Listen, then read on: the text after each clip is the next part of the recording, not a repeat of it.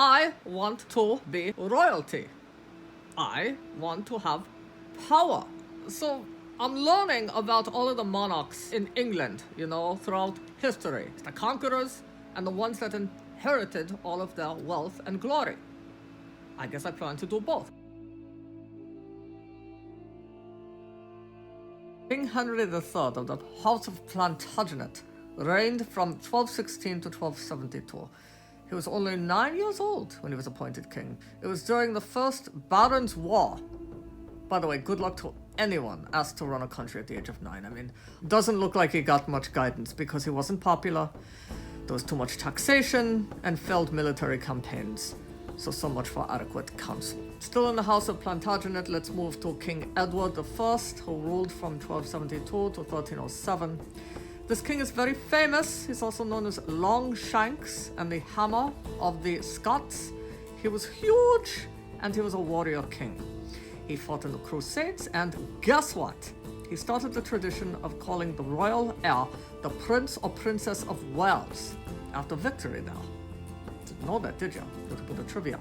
He took the sacred stone of Scone, that rhymes, that's great, the sacred stone of Scone, from the Scottish. He defeated William Wallace, who was a Scottish knight, who became one of the main leaders during the First War of Scottish independence against King Edward I of England. Remember the movie Braveheart with Mel Gibson? That was based on Sir William Wallace. So King Edward II.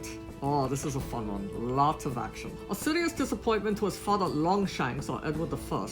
King Edward II married Queen Isabella of France when she was only 12 years old. Isabella is another one of those she-wolves of England. Sadly, not much of a marriage, as Edward was actually madly in love with his squire, Gaveston, who's a dude. Edward II gave all of Isabella's and his wedding gifts to Gaveston. Maybe not all of them, but a lot of them. Possibly all of them, I don't know.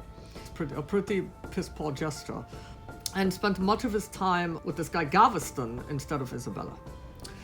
Edward lost the Battle of Bannockburn to Robert the Bruce's army.